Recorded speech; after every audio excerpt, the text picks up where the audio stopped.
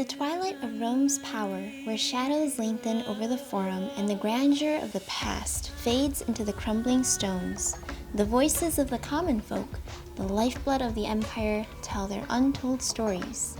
We begin our tale in the late 5th century, a time of uncertainty under the rule of Romulus Augustulus, the last emperor of the Western Roman Empire, whose reign from 475 to 476 AD marks the final flicker of the Western Empire.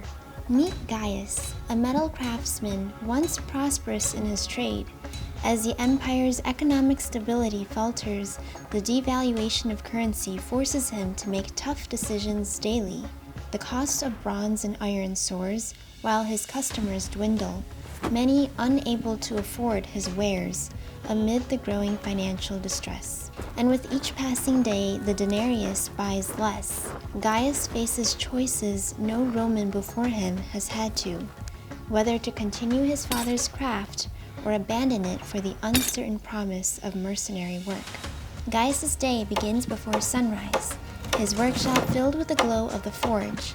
As he hammers out a plowshare, he muses on the fading demand for such tools.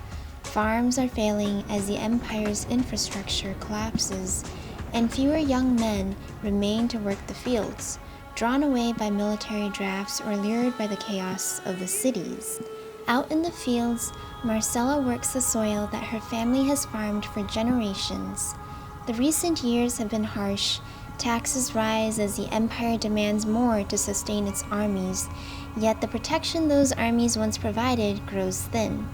Marcela and her neighbors speak of distant battles, of legions drawn away to defend borders that stretched too far and covered too little. Marcela's mornings are consumed with labor, her hands deep in the earth from dawn until dusk. She's learned to manage the farm almost alone, as her husband and eldest son have been conscripted. The letters they send are filled with news of skirmishes and hardships, which she reads by the flickering light of an oil lamp, a growing worry etching lines into her face. Lucius returns home from the forum after a long day of fruitless debate and worry. His home, once a sanctuary, now feels the strain of the empire's instability. He shares stories with his family of increased corruption among the elite, though such tales are perhaps more reflective of moral panic than of everyday reality. Historically, while some elites indulged in excess, the common Roman family, like that of Lucius, held to modest and traditional lifestyles. Lucius, once a teacher, has seen the decline of education firsthand, and as the empire's focus has shifted towards defense and survival, the value placed on learning has diminished. The school, once bustling with the voices of young scholars, stands neglected, the pursuit of knowledge overshadowed by the immediate needs of survival. In 410 AD, the unimaginable happened. The Visigoths, led by Alaric, breached the walls of Rome itself. This event, known as the Sack of Rome, marked a profound moment of realization for all Romans. Their city, once thought invincible, lay vulnerable and exposed. The sack lasted for 3 days, where temples were desecrated and palaces were plundered. The psychological impact on the Roman people was devastating, further eroding the trust between the populace and the state, symbolizing the collapse of Roman authority in the Western Empire. As the dust settled and the Visigoths moved on, the citizens of Rome, including Gaius, Marcela, and Lucius, faced a new reality. The once mighty capital was now a shadow of its former self, its streets filled with the debris of plunder and despair. Now Gaius, standing amidst the ruins of his workshop, felt the weight of uncertainty heavier than any iron he had ever forged, and with the local economy devastated, his livelihood was in ruins. So he gathered what little he could salvage, and with a heavy heart turned to laboring on the estates of wealthy landowners who had managed to protect their holdings from the chaos. Marcela's farm, though spared the direct violence of the sack, suffered from its ripple effects, and many of her neighbors had fled. Trade routes were disrupted, leading to scarcity of essential supplies.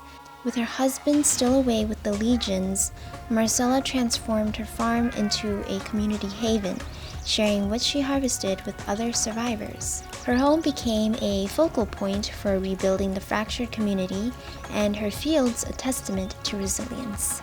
Now on to Lucius, whose home and school had narrowly escaped destruction, saw the sack as a call to action. He used his skills as a teacher to gather the children and adults of his neighborhood, educating them not just in traditional subjects, but in survival skills. He organized local militias to protect the remaining inhabitants, fostering a sense of unity and purpose among the disillusioned populace. Our tale ends as it began, in the quiet atmosphere of Rome's enduring legacy. The empire may have faltered, its leaders like Romulus Augustulus overtaken by the tide of history, but the spirit of its people endures in the stories of commoners like Gaias, Marcela, and Lucius, real people whose lives and labors sculpted the true backbone of Rome. Thank you for journeying back through time with us. For more explorations into the heart of history's greatest tales, subscribe to History Chibi and join us as we uncover the past's most personal stories. Follow it for more.